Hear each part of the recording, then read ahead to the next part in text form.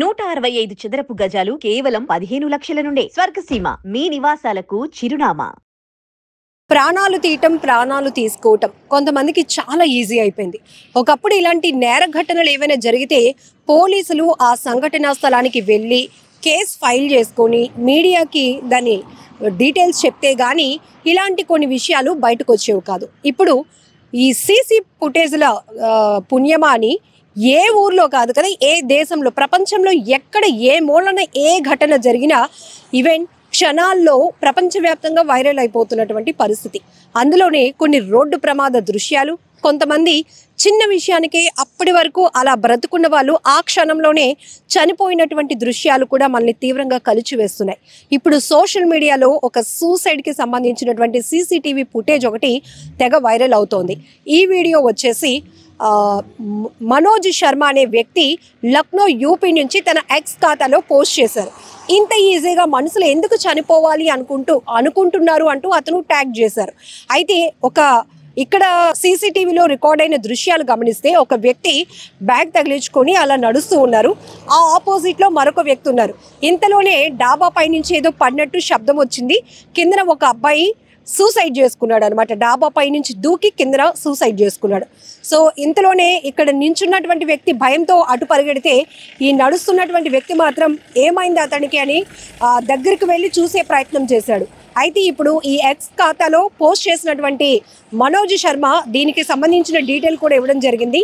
ఎవరో ఒక అమ్మాయి అతన్ని అందరి ముందుకు చెంపపైన కొట్టడం వల్ల తీవ్ర మనస్తాపానికి గురై ఆ భవనం పై నుంచి దూకి ఆత్మహత్య చేసుకున్నాడు అంటూ కూడా ఈ వీడియోకు సంబంధించినటువంటి కొన్ని ప్రైమరీ డీటెయిల్స్ కూడా పోస్ట్ చేయడం జరిగింది.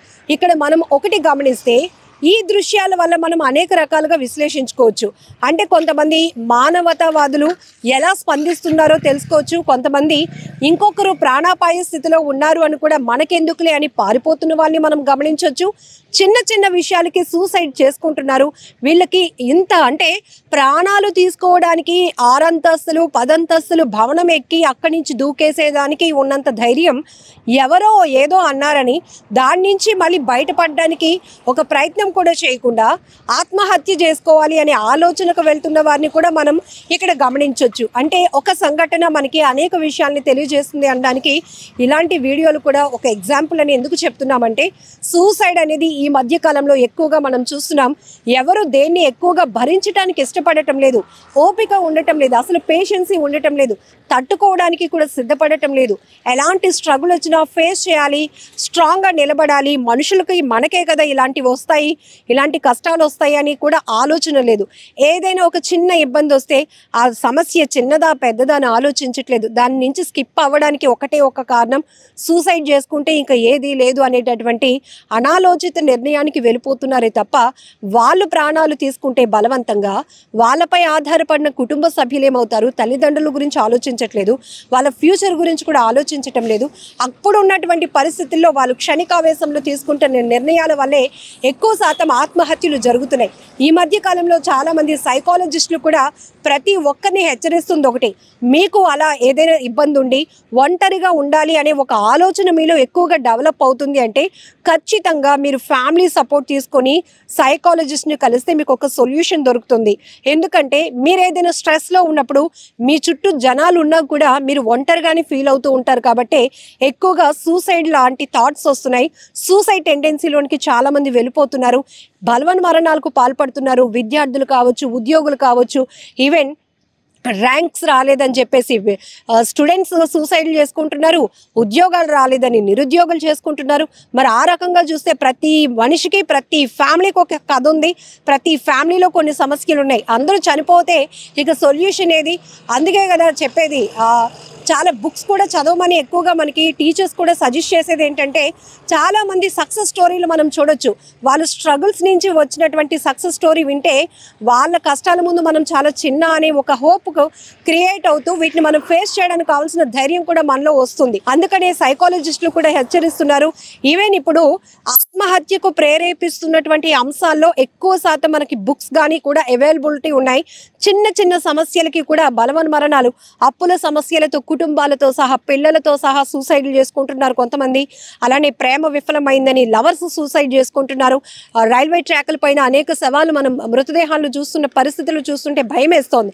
అలానే ఎవరినో నమ్మి ఇంట్లో వాళ్ళ నుంచి వదిలి బయటకు వచ్చేసి ఆ తర్వాత మేము మోసపోయాము అని తెలిసిన తర్వాత వాళ్ళు కూడా ఇలాంటి పనులే చేస్తున్నారు. ఎక్కువ శాతం మనకి ఈ ఆత్మహత్యలకు ప్రధానమైన కారణాలు మనమేంటి, మన స్ట్రెంగ్త్ ఏంటి, మన ఫ్యూచర్ ఏంటి, మనపై ఆధారపడిన ఫ్యామిలీ ఏంటి, ఇవి ముందు మనం పరిగణలోనికి తీసుకుంటే కనుక మన మీద ఉన్న బాధ్యతలు ఒక్కొక్కటి గుర్తొచ్చి మనం నెక్స్ట్ స్టెప్ ఎలా వేయాలి అనేది కూడా ఒక ఆలోచన వస్తుంది.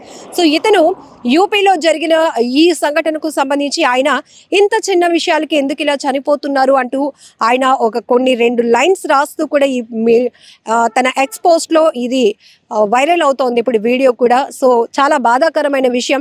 ఎవరో ఏదో అన్నారు అని అక్కడి నుంచి ఇంకా చనిపోవడమే సొల్యూషన్ అనేది అస్సలు ఎంచుకోవద్దు. ఎందుకంటే చాలా వరకు ఇప్పుడు స్ట్రెస్తోనే ప్రతి ఒక్కరు లైఫ్ లీడ్ అవుతుంది. కానీ అందరూ ఇదే ఇంకా సొల్యూషన్ అనుకుంటే కనుక ఎవరు బ్రతకడానికి కానీ మానవ మనుగడ కూడా అసలు కొనసాగే పరిస్థితులు ఉండమేమో, అంత ఆవేదన వ్యక్తం చేయాల్సినటువంటి పరిస్థితులు వస్తున్నాయి.